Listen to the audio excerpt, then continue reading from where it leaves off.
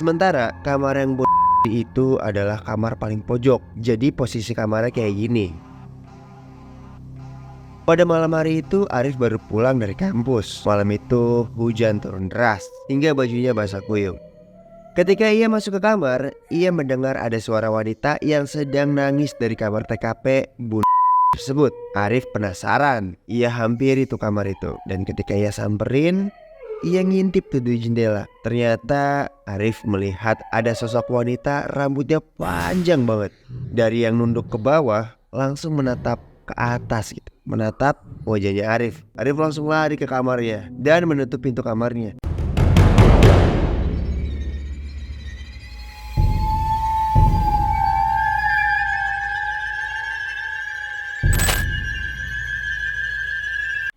Assalamualaikum warahmatullahi wabarakatuh. Balik lagi sama gue yang akan memberikan cerita-cerita horor yang pastinya bikin bulu kuduk kalian merinding. Pengalaman ngekos di tempat bekas bunuh.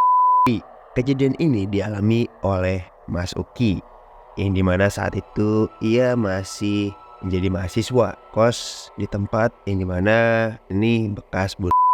Daripada penasaran, langsung aja kita baca ceritanya. Jangan dipikirkan dan jangan dirasakan, karena mereka akan datang.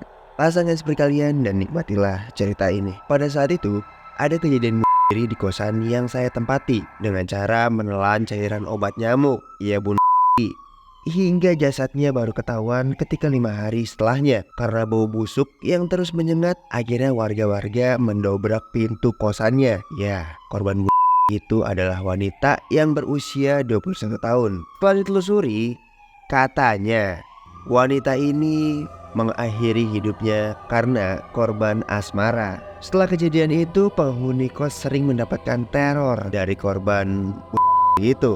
Dimulai dari teman satu kos saya. Ia bernama Arif. Ia adalah teman sebelah kamar saya persis. Sementara kamar yang itu adalah kamar paling pojok. Jadi posisi kamarnya kayak gini.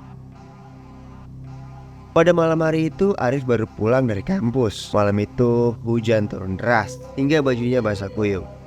Ketika ia masuk ke kamar, ia mendengar ada suara wanita yang sedang nangis dari kamar TKP tersebut. Arif penasaran, ia hampiri tuh kamar itu. Dan ketika ia samperin, ia ngintip tuh di jendela. Ternyata Arif melihat ada sosok wanita rambutnya panjang banget. Dari yang nunduk ke bawah langsung menatap ke atas gitu. Menatap wajahnya Arif. Arif langsung lari ke kamarnya dan menutup pintu kamarnya. Keesokan harinya Arif langsung sakit selama 3 hari. Nah, itu dia cerita dari Arif, teman kampus saya. Selama beberapa minggu, saya dan teman-teman kampus kumpul nih di kamar kos saya.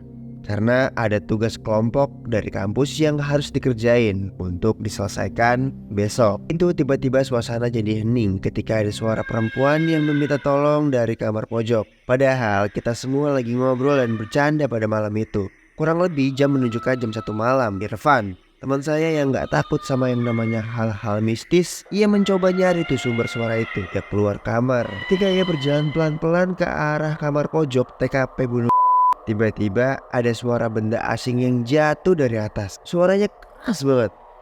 Irfan masih terus melanjutkan mencari sumber suara itu. Ketika ia menengok ke arah kamar TKP bekas bunuh, ternyata tidak ada apa-apa. Balik lagi tuh Irfan ke kamar saya. Gimana Van? Ada apa tuh? Ada apa-apa? Serius lu? Iya gak ada apa-apa. Pojokan bekas bunuh.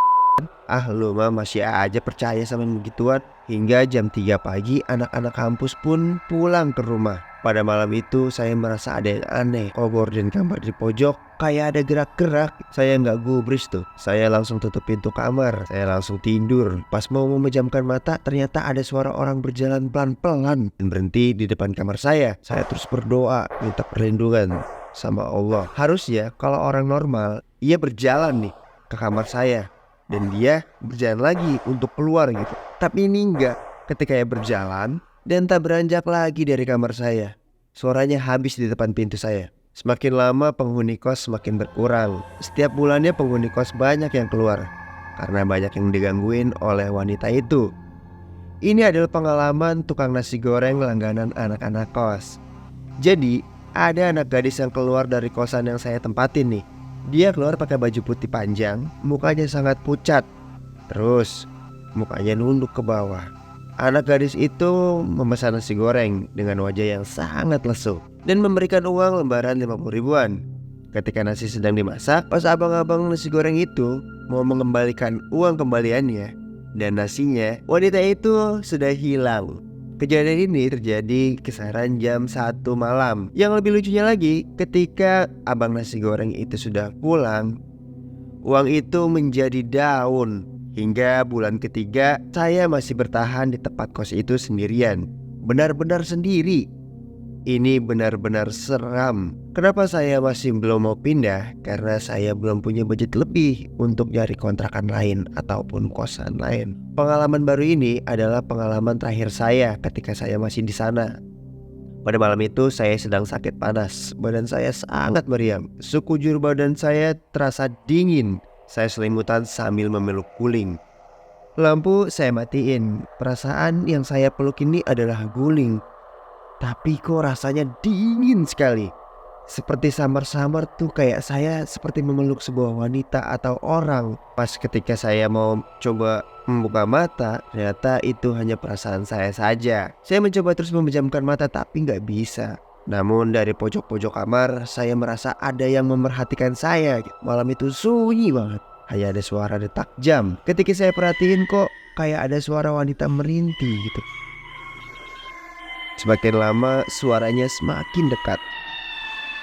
Pas saya terus perhatiin, suara itu menjadi suara wanita yang tertawa geli. Pada malam itu saya langsung memejamkan mata terus menerus. Saya gak kuat nih untuk bangun karena badan saya merasa sangat sakit. Ketika keesokan paginya badan saya sudah agak mendingan, sudah bisa berjalan gitu. Saya langsung nyari kos-kosan baru. Padahal masih ada sisa 1 minggu lagi di kosan yang saya tempatin ini. Namun saya gak mikir panjang. Saya langsung pindah aja deh daripada digangguin sama makhluk-makhluk gaib ini. Nah, itu cerita singkat dari saya. Kalau ada penulisan yang kurang ataupun tidak bagus, mohon maaf, ceritanya agak berantakan. Nah, itu dia cerita dari Mas Uki yang dikirimkan ke Unlogic Story. Jika ada kesalahan ataupun kekurangan dari cerita yang saya bacain, mohon maaf. Jika kalian ada cerita-cerita horor yang menarik lainnya nih seperti Mas Uki, bisa kalian kirim ke alamat email yang ada di kolom deskripsi. Terus dukung channel ini agar channel ini semakin berkembang dan kita bisa mendapatkan cerita-cerita horor lainnya. Sampai ketemu di cerita selanjutnya. Assalamualaikum warahmatullahi wabarakatuh.